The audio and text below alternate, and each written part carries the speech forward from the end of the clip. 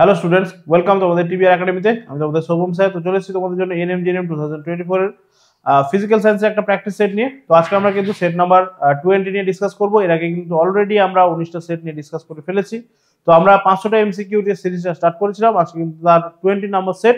তো আজকে চলো দেখে নিই কোয়েশ্চেনগুলো কি কি রয়েছে। তো তার আগে অবশ্যই করে জানিয়ে রাখি, যারা যারা ক্লাসগুলো করছো অবশ্যই করে ক্লাসগুলো থেকে যদি কোনো রকম কোনো তোমাদের প্রবলেম থাকে, কোনো রকম কোনো কোয়ারি থাকে, অবশ্যই করে জানাতে ভুলবে না।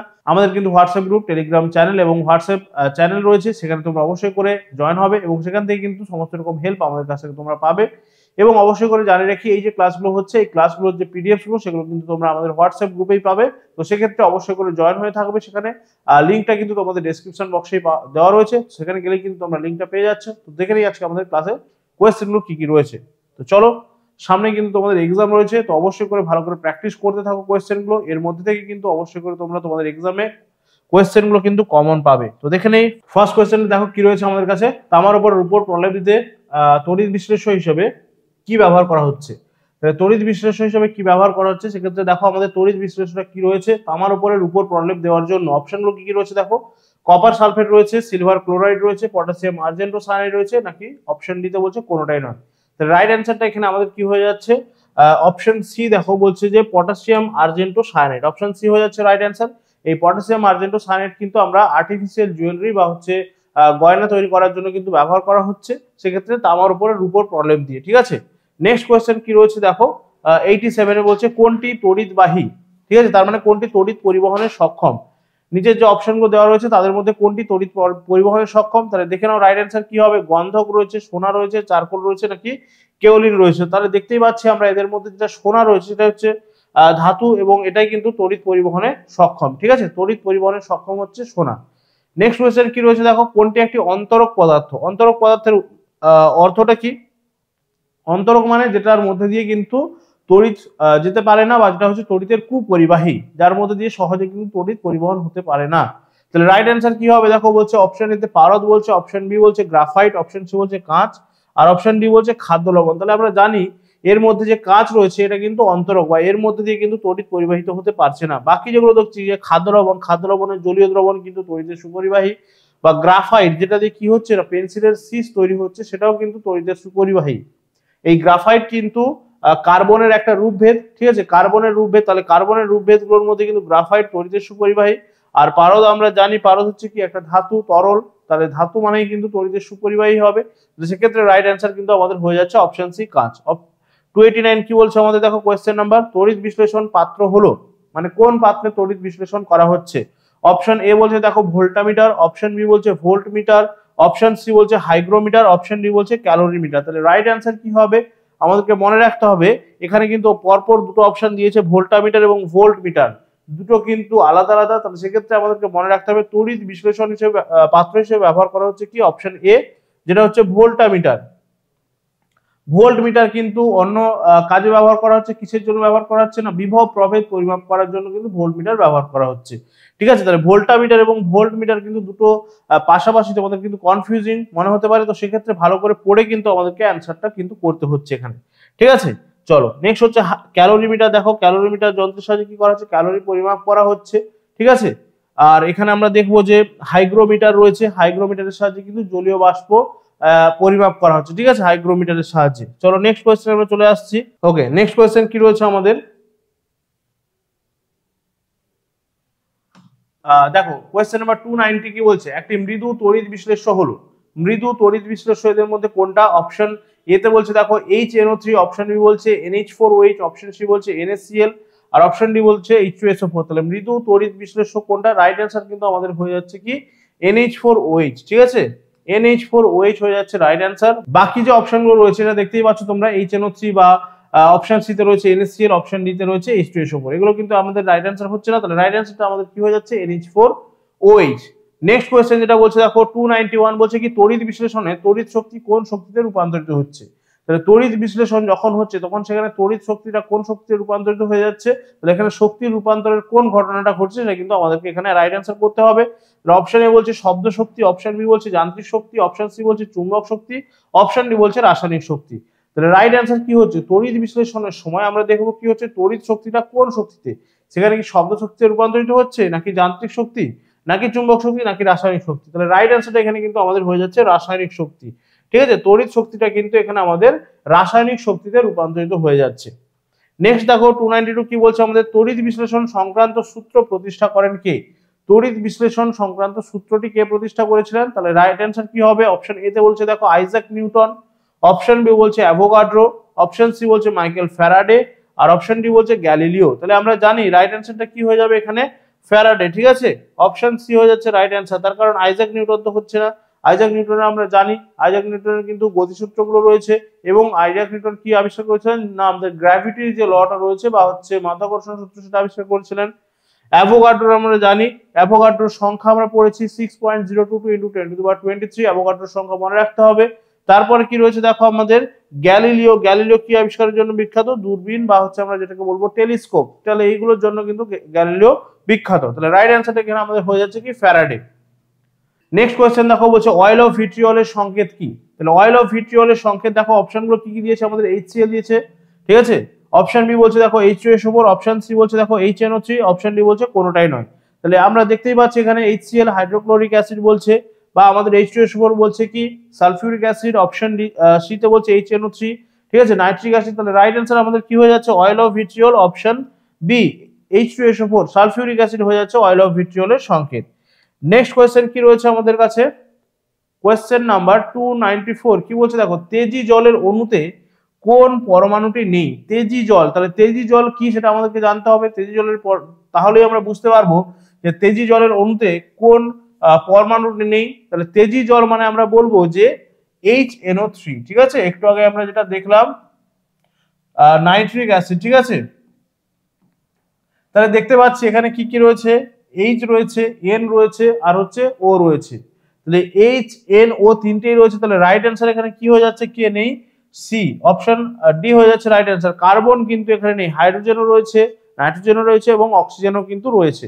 তাহলে নেই যে সে হচ্ছে কি আমাদের কার্বন। ঠিক আছে, ওকে।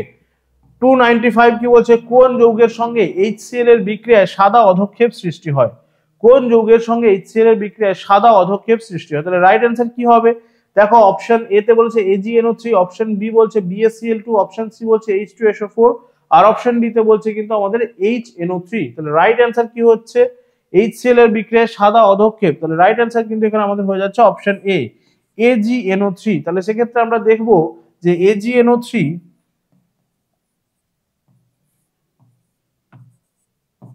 তার সঙ্গে যদি আমাদের HCl এর বিক্রিয়া হয় তাহলে কি উৎপন্ন হচ্ছে, HCl এর বিক্রিয়া হলে কি উৎপন্ন হচ্ছে,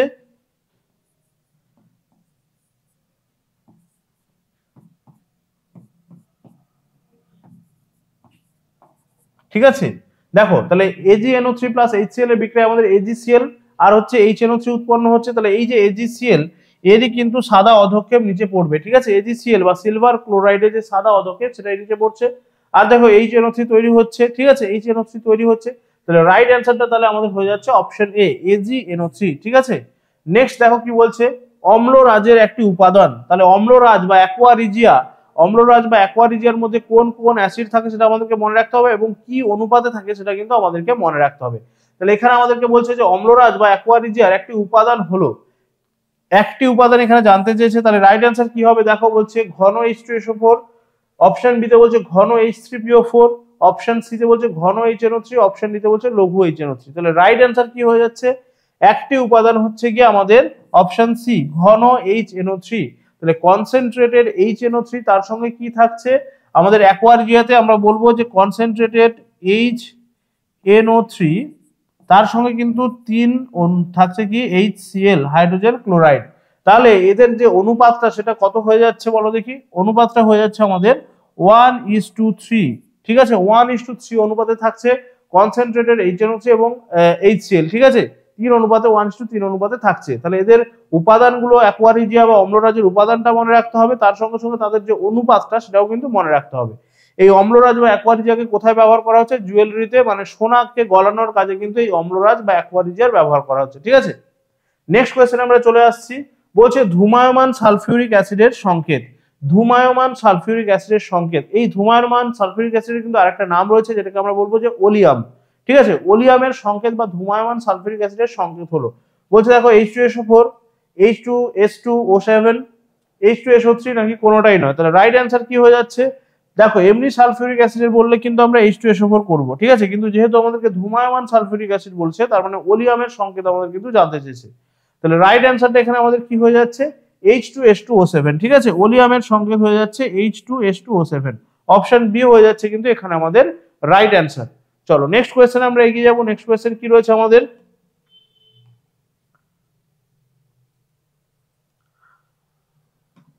আচ্ছা নেক্সট কোয়েশ্চেন আমাদেরকে বলছে, দেখো বলছে জার্মান সিলভার তৈরি করতে নিচের কোন উপাদানগুলির প্রয়োজন? তাহলে জার্মান সিলভারের উপাদানগুলো কি কি বা কি কি দিয়ে জার্মান সিলভার তৈরি হচ্ছে? অপশন এ বলেছে দেখো তামা দস্তা নিকেল, অপশন বি বলছে তামা টিন লোহা, অপশন সি তামা সীসা নিকেল, অপশন ডি বলছে তামা টিন সীসা। তাহলে রাইট অ্যান্সার কি হয়ে যাচ্ছে? তামা দস্তা এবং নিকেল, তামা দস্তা এবং নিকেল দিয়ে কিন্তু তৈরি হচ্ছে জার্মান সিলভারটা, ঠিক আছে। জার্মান সিলভার তৈরি করতে তামা দস্তা নিকেলের কিন্তু প্রয়োজন হচ্ছে এবং এই তিনটের সংকর ধাতু হচ্ছে কি আমরা বলবো যে জার্মান সিলভার, ঠিক আছে। নেক্সট কোয়েশ্চেন কি বলছে দেখো, অ্যাসিড বৃষ্টির জন্য কোন গ্যাসগুলি দায়ী? তাহলে অ্যাসিড বৃষ্টি হওয়ার জন্য কোন গ্যাসগুলো দায়ী? অপশন এ রয়েছে দেখো SO2 ও NO2, তাহলে দুটো রয়েছে। অপশন বি বলছে দেখো SO2 এবং CO2, অপশন সি বলছে NO2 ও CO2, অপশন ডি বলছে NO2 এবং Cl। তাহলে রাইট অ্যান্সার কি হয়ে যাচ্ছে?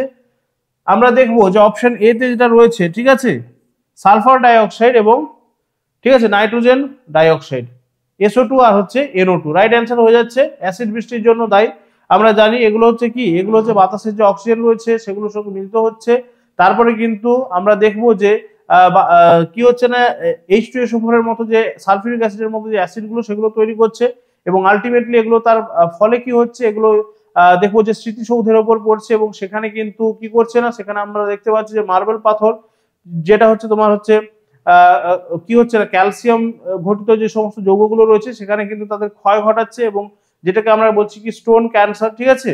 আর হচ্ছে কি গাছের পাতার উপর পড়ছে এবং সেখানে কিন্তু তাদের ক্লোরোফিল নষ্ট করছে, আলটিমেটলি কিন্তু আমাদের অনেক ক্ষতি করছে, ঠিক আছে, অ্যাসিড বৃষ্টিগুলো।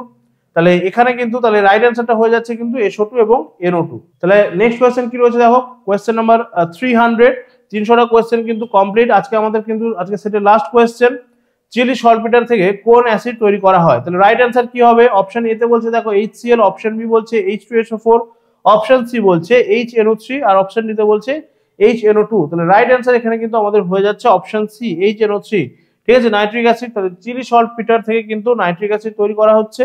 তাহলে এটাই ছিল আজকে আমাদের সেটের লাস্ট কোয়েশ্চেন। অলরেডি তোমরা দেখতেই পাচ্ছ তোমাদের কিন্তু 300টা কোয়েশ্চেন কমপ্লিট হয়ে যাচ্ছে। তো তোমাদের কিন্তু 500টা যে এমসিকিউ সিরিজ যেটা চলছে তার মধ্যে অলরেডি আমরা 300টা কোয়েশ্চেন, তার মানে কিন্তু অলরেডি অর্ধেকের বেশি তোমাদের কিন্তু কমপ্লিট হয়ে গেল। তো সেক্ষেত্রে ভালো করে কিন্তু এই কোয়েশ্চেনগুলো ভালো করে প্র্যাকটিস করতে থাকো, তোমাদের কিন্তু সামনে এক্সাম রয়েছে। তো এরপরে তোমরা দেখতে পাচ্ছ যে তোমাদের কিন্তু অ্যান্সার কিটা দেওয়া রয়েছে, অ্যান্সার কিতে কিন্তু প্রত্যেকটা কোয়েশ্চেনের অ্যান্সার কিন্তু দেওয়া রয়েছে, তোমরা কিন্তু এগুলো নিজেরা প্র্যাকটিস করতে পারবে, নিজেরা কিন্তু অ্যান্সারগুলোকে অ্যানালাইজ করতে পারবে, প্র্যাকটিস করে বারবার কিন্তু তোমরা এগুলোকে রিভাইজ করতে পারবে। তো চলো নেক্সট ক্লাসে দেখা হচ্ছে, আজকে এই পর্যন্তই। এবং অবশ্যই করে সবাইকে বলবো এক্সাম কিন্তু সামনে রয়েছে, তো সেই এক্সামের দিকে মাথায় রেখে যারা যারা কিন্তু সিরিয়াসলি প্রিপারেশন করছো তোমরা কিন্তু ভালোভাবে কিন্তু প্র্যাকটিস করতে থাকো, তার কারণ এর মধ্যে কিন্তু তোমরা কোয়েশ্চেনগুলো কিন্তু কমন পাবে এবং এই ধরনের কোয়েশ্চেনগুলোই তোমরা কিন্তু এক্সামে ফেস করতে চলেছো। তো সেক্ষেত্রে ভালো করে প্র্যাকটিস করলে কিন্তু তোমরা অনায়াসে কিন্তু তোমাদের এক্সামটা ক্র্যাক করতে পারবে। এবং অবশ্যই করে ক্লাসগুলো ভালো লাগলে লাইক করবে, বন্ধুদের সঙ্গে শেয়ার করবে এবং কমেন্ট করে জানাতে পারো যে তোমাদের অন্য কোনো টপিকের উপর ক্লাসের প্রয়োজন কিনা। তো সেক্ষেত্রে কিন্তু আমরা সেই ধরনের ক্লাস প্রোভাইড করার অবশ্যই করে চেষ্টা করব এবং ভালো করে সবাই পড়াশোনা করতে থাকো। আজকে এই পর্যন্তই, নেক্সট ক্লাসে দেখা হচ্ছে, টাটা, থ্যাংক ইউ।